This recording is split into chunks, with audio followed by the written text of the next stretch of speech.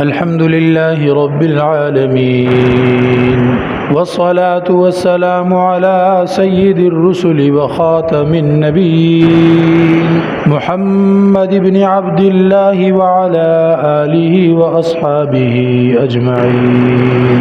أما بعد، فأعوذ بالله من الشيطان الرجيم. بسم الله الرحمن الرحيم. وَلَقَدْ كَرَّمْنَا بَنِي آدَمَ وَحَمَلْنَاهُمْ فِي الْبَرِّ وَالْبَحْرِ وَقَالَ اللَّهُ تَبَارَكَ وَتَعَالَى لَقَدْ خَلَقْنَا الْإِنسَانَ فِي أَحْسَنِ تَقْوِيمٍ. وقال تعالى أحل الله البيع وحرم الربا. وقال رسول الله صلى الله عليه وسلم لعن الله الواصلة والمستوصلة، أو كما قال عليه الصلاة والسلام.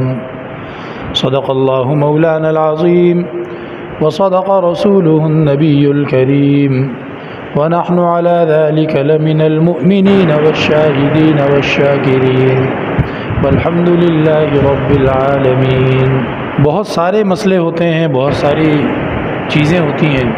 نبی کریم صلی اللہ علیہ وسلم نے ایک مرتبہ ارشاد فرمایا تھا کہ میں کوشش یہ کرتا ہوں کہ میں تمہیں دوزخ سے بچاؤں، اور ایک تم ہو کہ دوزخ میں ہر طرف سے بھاگ بھاگ کر کود کر گرنے کے لیے آ رہے ہو، جیسا کہ پتنگے پروانے وہ آگ کے اندر گھسنے کے لیے ہر طرف سے آتے ہیں، اور کوئی ان کو بچانا چاہے اور اپنے ہاتھ میں کوئی بھی کپڑا یا چھڑی پکڑ کے ان کو آگ سے دور بھگانا چاہے، پھر بھی وہ پروانے آگ میں بہت سارے گر جاتے ہیں اور جل کے مر جاتے ہیں. تو نبی پاک علیہ السلام نے فرمایا کہ بھئی میں تو جو تعلیمات لے کر آیا ہوں وہ تمہیں دوزخ سے بچانے کے لیے ہیں.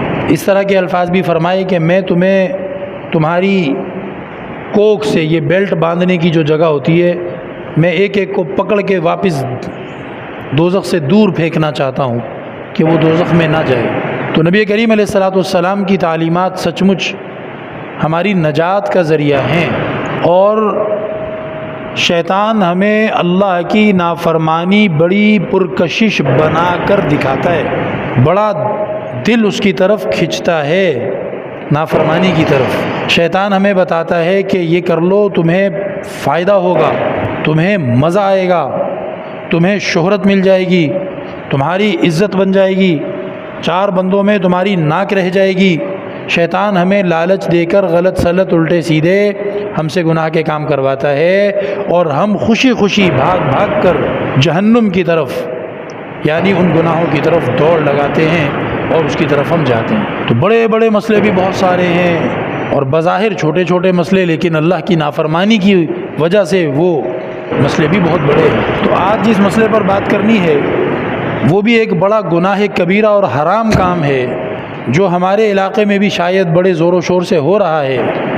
دلیل اس کی یہ ہے کہ ہر دوسرے دن تیسرے دن گلی میں سے پھیری والا آواز لگاتے ہوئے گزرتا ہے کہ کنگھی کے ٹوٹے ہوئے بال بیچو، اور وہ لالچ دیتا ہے کہ جی 8,000 روپے کلو. الو کے پٹھے پورے گوٹھ میں سے 1 کلو بال نہیں ملیں گے تجھے. کلو بالوں کا وزن ہوتا ہی نہیں ہے، کلو کون کرے گا؟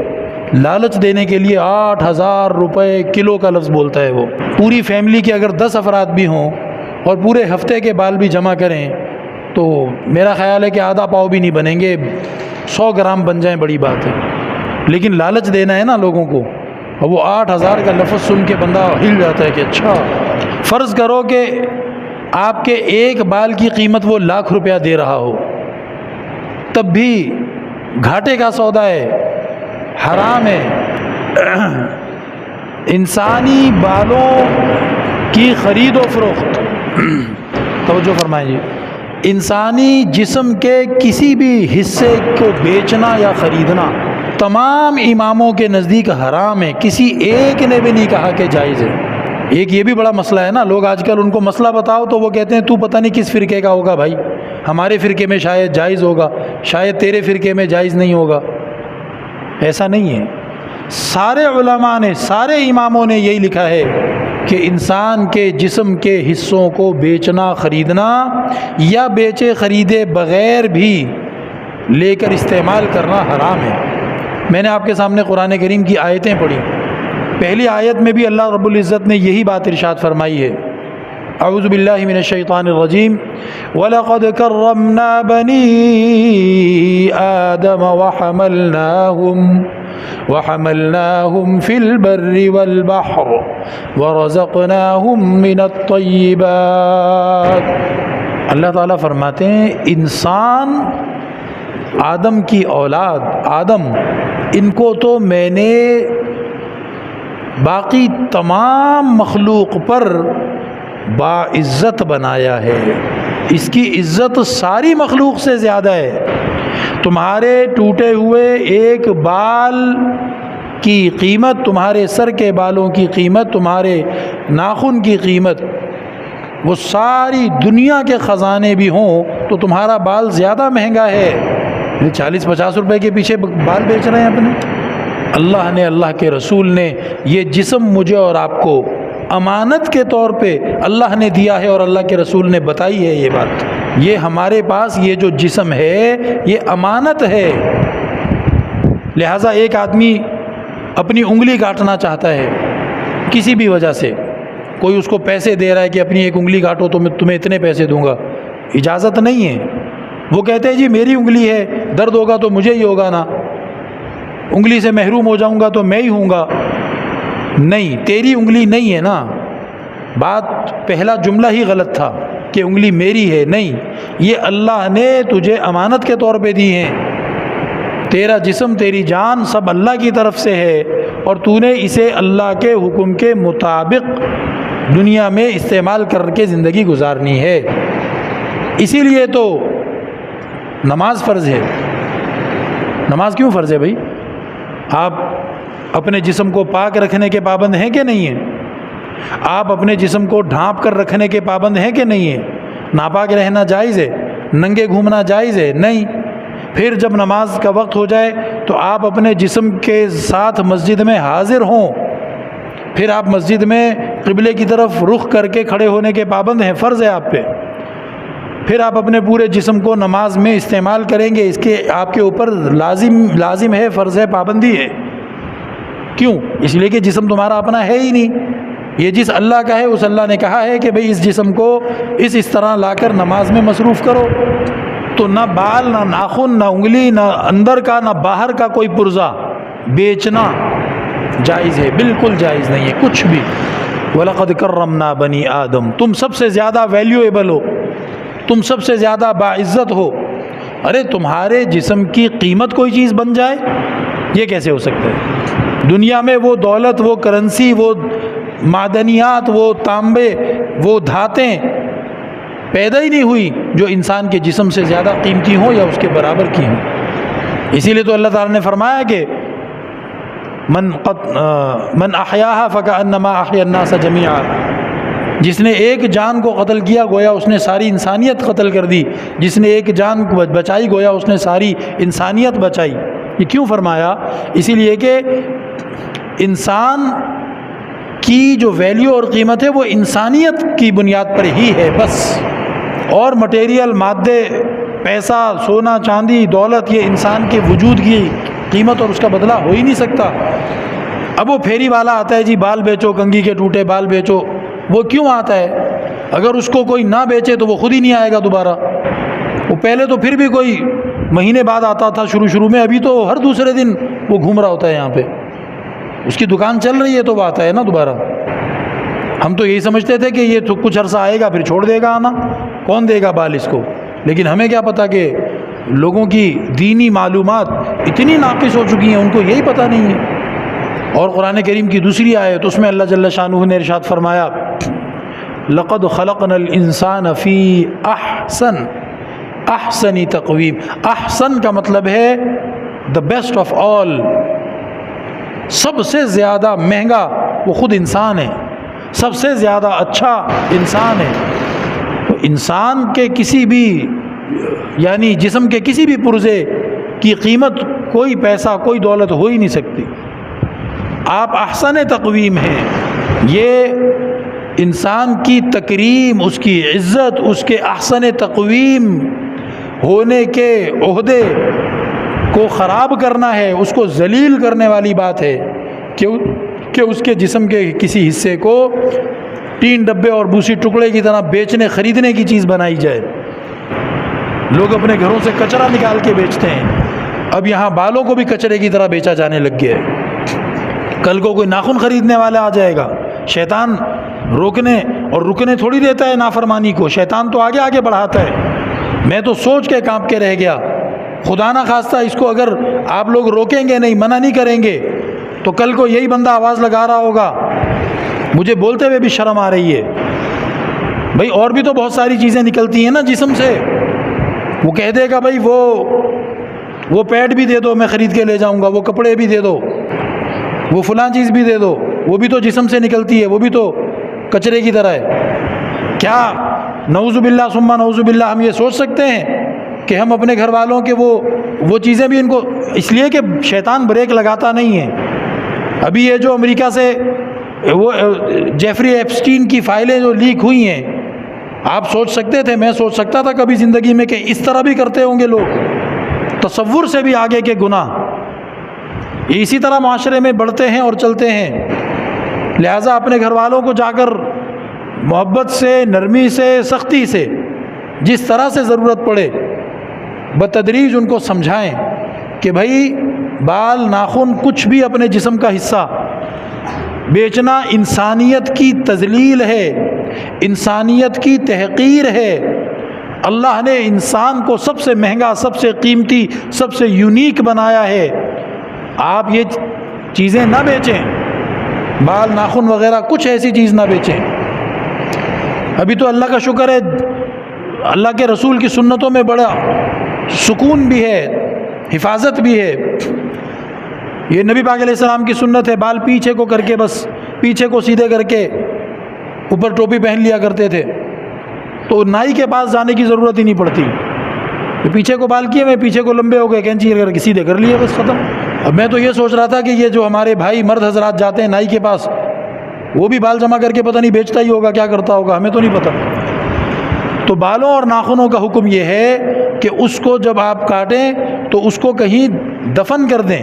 اگر کوئی کچی جگہ نہیں ہے، ویسے تو ہمارے گوٹھ میں تو مل جائے گی ہر جگہ، ہر گھر کے سامنے سڑک کچی ہے، کھود کے وہاں ڈال دو، اور گھروں کے اندر بھی تھوڑی سی کچی جگہ رکھنی چاہیے، تو گملہ کوئی رکھ لیں، گملہ پودا، اس میں دفن کر دیں، ناخن ہو چاہے بال ہوں۔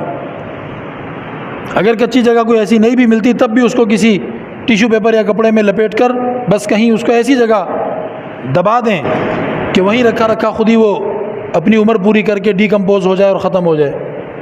سب سے بہتر یہ کہ دفن کر دیا جائے۔ بیچنا انسانیت کی تذلیل ہے۔ پہلی بات سمجھ آ گئی جی اچھی طرح؟ اللہ کے نبی صلی اللہ علیہ وسلم نے لعنت فرمائی تھی بیوٹی پارلر والی پہ جو انسانی بال عورتوں کی چٹیا میں اس کے بالوں میں شامل کر کے اس کی چٹیا کو موٹا کر کے دکھاتی ہیں، بال زیادہ نظر آئیں۔ انسانی بالوں کے ذریعے سے اپنی چٹیا کو موٹا کروانے والی پر بھی لعنت، اور چٹیا موٹی کر کے دینے والی پر بھی لعنت۔ اللہ کے نبی صلی اللہ علیہ وسلم نے لعنت فرمائی۔ کیوں؟ اس لیے کہ دوسرے انسان کے بالوں کو چاہے مفت میں ملے ہوں، چاہے خرید کے ملے ہوں، دوسرے انسان کے بالوں کو سامان کی طرح، میک اپ کی چیزوں کی طرح استعمال کرنا انسانیت کی توہین ہے۔ ہاں تم کالے دھاگوں کا وہ پراندہ سا بنا لو، اس سے اپنی چٹیا موٹی کر لو، جائز ہے، لیکن انسان کے بالوں کے ذریعے سے اپنی چٹیا کو موٹا کرنا، اپنے بالوں میں اس کو شامل کرنا حرام ہے، اور ایسا گناہ ہے جس پر لعنت فرمائی گئی۔ ہر وہ گناہ جس پہ لعنت فرمائی جاوے گناہ کبیرہ ہوتا ہے، بڑا گناہ ہوتا ہے، چھوٹا گناہ نہیں ہوتا۔ تو پہلی بات کہ انسانی بالوں، ناخنوں یا کسی بھی چیز کو، انسان کے جسم سے نکلنے والی یا جسم کا حصہ کوئی بھی چیز، اس کو بیچنا اور خریدنا انسانیت کی توہین ہے، انسانیت کی تذلیل ہے، اور انسان کے جسم کے کسی بھی حصے کو سامان کی طرح اور جناب ردی پیپر اور اس کی جو ہے نا کباڑ کی طرح یا کسی بھی مہنگے سامان کی طرح بھی بیچنا خریدنا جائز نہیں ہے، انسانیت کی توہین ہے۔ دوسری بات، ایک ہوتا ہے کاروبار حلال، خریدنا یا بیچنا دونوں طرح۔ آپ کوئی چیز بیچنے جاتے ہیں، یہ بھی ایک کاروبار ہے، تو حلال ہے آپ کا وہ بیچنا، تو کاروبار آپ کا حلال ہے، اور جو خرید رہا ہے اس کا وہ خریدنا حلال ہے تو اس کا کاروبار حلال ہے، ورنہ بیچنے والے کا بھی کاروبار حرام اور خریدنے والے کا بھی کاروبار حرام۔ مفتی حضرات کی زبان میں کتابوں میں اس کو لکھتے ہیں بیع باطل، بیع باطل۔ جیسے کوئی سور کا گوشت بیچے، جیسے کوئی پیشاب بیچے، جیسے کوئی شراب بیچے، تو بیچنے والا بھی گناہ گار ہے۔ مثال کے طور پہ حدیث میں آتا ہے کہ کتے کا سودا کرنا، کتا بیچ کے اس کے پیسے لینا، بلی بیچ کے اس کے پیسے لینا، حدیث میں آتا ہے حرام ہے، خبیث ہے، گندی کمائی فرمایا اس کو، گندی کمائی۔ تو اسی طرح اپنے جسم کے کسی بھی ٹکڑے کو، کسی بھی جسم سے نکلی ہوئی چیز کو بیچنا حرام ہے، یہاں تک کہ پیشاب پاخانہ بیچنا بھی حرام ہے، کیونکہ وہ انسان کے جسم سے نکلا ہے، اور بھلے ہی وہ بدبودار چیز ہے، بھلے ہی وہ گندی چیز ہے، لیکن وہ انسان کے جسم سے نکلا ہے، اس لیے وہ باعزت ہے، اس کو آپ کباڑ اور کچرے اور اسکریپ کی طرح یا کسی بھی دوسرے تیسرے سامان کی طرح بیچ اور خرید نہیں سکتے۔ تو یہ بیع باطل ہے، یہ ویسا ہی ہے جیسا چوری کا مال خریدنا بیچنا، جیسا سور کو خریدنا بیچنا، یہ بالکل اس طرح حرام ہے۔ اپنے بچوں کو، اپنی عورتوں کو، اپنے مردوں کو گھر میں جا کر یہ مسئلہ سمجھاؤ۔ اگر میں یہ نہیں کہہ رہا کہ وہ پھیری والا جو آتا ہے اس کو پکڑ کے جوتے مارو، اس کو بھگا دو، بھائی اس کو تم بال نہیں بیچو گے وہ آنا چھوڑ دے گا۔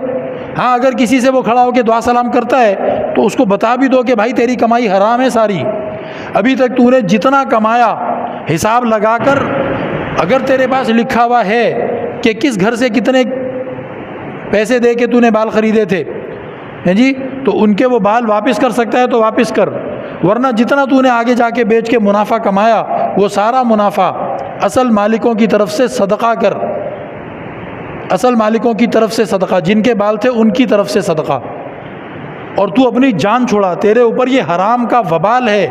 اسی طرح جن لوگوں نے بال بیچ کر وہ 40-50 روپے کھائے تھے، وہ 40-50 روپے وہ حساب کریں کتنی دفعہ بال بیچے تھے، وہ سارا وہ پیسہ جو ہے وہ صدقہ کریں۔ یہ حرام کمائی ہے، اس دکاندار کی بھی کمائی حرام ہے اور اپنے بال بیچنے والوں کی بھی کمائی حرام ہے۔ تو پہلا مسئلہ کیا ہے کہ انسانیت کی توہین اور تذلیل ہے۔ اللہ کہتا ہے میں نے تمہارے برابر کی دنیا میں کوئی چیز بنائی نہیں، تم سب سے اونچے، سب سے باعزت، سب سے قیمتی، سب سے مہنگے، سب سے ویلیو والے اور سب سے اچھے ہو، اور ہم کہتے ہیں نہیں جی 50 روپے زیادہ اچھے ہیں، بال دے دو 50 روپے لے لو۔ اور دوسرا یہ کہ یہ کاروبار حرام ہے، یہ بیع باطل ہے، حرام کاروبار کا گناہ، حرام کاروبار کا گناہ وہ الگ ملے گا، انسانیت کی توہین کا گناہ وہ الگ ملے گا۔ اور تیسرا مسئلہ جو پردے کا حکم ہے نا، اس کا مسئلہ یہ ہے کہ جس چیز کو جسم کے اوپر دیکھنا حرام ہے، اس چیز کو جسم سے الگ ہو جانے کے بعد دیکھنا بھی حرام ہے۔ اب میں آپ کو مثال سے سمجھاتا ہوں۔ انسان جب بالغ ہو جاتا ہے، بڑا ہو جاتا ہے، تو اس کے جسم کے بعض ایسے حصوں پر بھی بال آ جاتے ہیں جہاں بچپن میں نہیں تھے۔ اب اگر وہ زیر ناف بالوں کو صاف کر کے وہ بال کہیں پہ وہ گراتا ہے اور دوسرے لوگ اس بالوں کو وہاں دیکھتے رہیں گے، وہ وہاں پڑے ہوئے ہوں گے بال، اور دیکھنے والوں کو اگر پتہ ہے کہ یہ کہاں کے بال ہیں تو دیکھنے والے بھی گناہ گار ہیں۔ اور اس طرح چھوڑ دینے والا، ان بالوں کو چھوڑ دیا، بس لوگ دیکھتے رہے آتے جاتے، ان کو کہیں چھپایا نہیں، دفنایا نہیں، یہ اس طرح بالوں کو پھینک دینے والا بھی گناہ گار ہے۔ یعنی وہ بال جب اس جگہ پر تھے تب بھی ان کو دیکھنا حرام تھا، اور جب اس جگہ سے الگ ہو گئے اب بھی ان کو دیکھنا حرام ہے۔ اسی طرح عورت کے سر کے بالوں کا پردہ ہے کہ نہیں ہے؟ بالکل پردہ ہے۔ اب یہ آتا ہے کہ جی کنگھی کے ٹوٹے ہوئے بال بیچو، تو یہ عورتوں کے بال خریدے گا تو ظاہر ہے ان کو پکڑے گا بھی، تولے گا بھی، دیکھے گا بھی، وہ سب اسی طرح حرام ہے جس طرح جب وہ بال سر پہ تھے تب ان کو پکڑنا اور دیکھنا اور ٹچ کرنا حرام تھا، اسی طرح اب بھی حرام ہے۔ اس میں بے پردگی کا گناہ بھی ہے۔ اچھا پھر یہ اکیلا صرف یہی تھوڑی دیکھے گا، یہ لے جا کر آگے کتنوں کو بیچے گا، پھر آگے کتنے ملازمین ہوں گے، پھر وہ ان کو سیدھا کریں گے، ان کو صاف کریں گے، جو بھی کریں گے ہیں ان کے ساتھ، آخر میں وہ جو بھی بناتے ہیں، جو بھی کرتے، کوئی ایک بندہ اس کو ہاتھ لگائے گا، کوئی ایک بندہ اس کو دیکھے گا۔ تو بے پردگی کا گناہ یہ بھی گناہ ہے کبیرہ۔ انسانیت کی تذلیل کا گناہ چھوٹا گناہ ہے کہ بڑا گناہ ہے؟ بڑا گناہ ہے۔ حرام کاروبار کا گناہ چھوٹا ہے کہ بڑا ہے؟ بڑا گناہ ہے۔ اور اسی طریقے پہ بے پردگی کا گناہ یہ بھی بڑا گناہ ہے۔ اور نبی کریم علیہ السلام نے فرمایا کہ انسان کے بالوں کو استعمال کرنے والا اور استعمال کرنے کی سروسز دینے والا، یہ دونوں کے دونوں پر اللہ کی لعنت ہے۔ تو یہ بندہ تین بڑے بڑے گناہوں کا بھی مجرم بن گیا اور ساتھ ہی ساتھ اللہ کی نظر میں لعنتی بھی ہو گیا، اللہ کی رحمت سے باہر ہو گیا۔ اب بتاؤ، جس گھر کے سارے ہی افراد اس گناہ میں شریک ہوں اور بال بیچتے ہوں تو اس گھر کے لوگوں کے بارے میں ہم کچھ نہیں کہتے۔ ان آیتوں اور ان حدیثوں کو سن کر وہ لوگ خود اپنے بارے میں فیصلہ کر لیں کہ وہ اللہ کی رحمت میں ہیں یا خدا نخواستہ کہیں لعنتی تو نہیں ہو گئے۔ تو توبہ کرنے کی ضرورت ہے، اور اپنے اپنے گھروں میں جا کر اس بات کو اچھی طرح بتائیں کہ بال بیچنا حرام ہے، نہ کوئی اپنے بال بیچے، نہ کوئی اپنے ناخن بیچے، اور جو بال کنگھی میں ٹوٹتے ہیں یا اس کو جو ہے ویسے سیدھے کرنے کے لیے کاٹا جاتا ہے بالوں کو، ان بالوں کو دفن کرنا چاہیے، اور وہ بال ایسی جگہ پر دفن کرنے چاہیے کہ جہاں یہ خطرہ نہ ہو کہ کوئی وہاں مٹی ہٹاتا ہوگا اور اس کے بعد بال باہر آ جاتے ہوں گے، تو ایسی جگہ پر اس کو دفن کرنا یہ شریعت کا حکم ہے۔ اللہ تعالیٰ مجھے اور آپ کو شریعت کے احکام پہ عمل کرنے کی توفیق دے۔ جیسا کہ میں نے شروع میں کہا تھا، اللہ کے نبی کی تعلیمات مجھے اور آپ کو دوزخ کی آگ سے بچانے کے لیے ہیں، دوزخ کی آگ سے بچانے کے لیے ہیں۔ 4 آنے 8 آنے کا منافع دیکھ کر حرام کاریوں میں نہ پڑیں، حرام کمائیاں، حرام بیچنا، حرام خریدنا، اس میں نہ پڑیں۔ اللہ تعالیٰ ہمیں اس کی توفیق عطا فرمائے کہ ہم پرہیزگار بنیں۔ پہلے ہمارے گناہ کم ہیں کیا کہ ہم اس طرح کے فضول گناہوں میں بھی اپنے آپ کو لگا کر اللہ کی رحمت سے اور بھی اپنے آپ کو دور کر رہے ہیں۔ رمضان کا مہینہ ہے، ہر گناہ سے توبہ کرنے کی ضرورت ہے۔ جن گناہوں کا پتہ تھا ان سے بھی توبہ کریں، جن کا پتہ نہیں تھا اور جہالت اور لا علمی کی وجہ سے کرتے تھے ان سے بھی توبہ کریں۔ اور گھر والوں کی تربیت کرنا ہم میں سے ہر شخص پہ فرض ہے، ہم میں سے ہر شخص پہ اپنے گھر والوں کی تربیت کرنا فرض ہے۔ لہٰذا یہ کہہ کے جان چھڑا لینا کہ سنتے نہیں ہیں، مانتے نہیں ہیں، میری کون سنے گا، میری کون مانے گا، یہ کہہ کر جان چھڑا لینا یہ بھی جائز نہیں ہے۔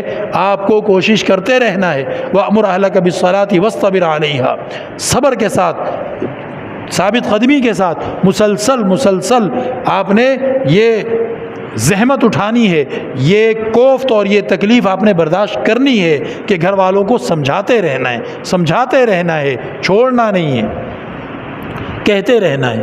اللہ تعالیٰ مجھے اور آپ کو تمام گناہوں سے توبہ نصیب کرے اور بچنے کی توفیق عطا فرمائے۔ وآخر دعوانا الحمدللہ رب العالمین۔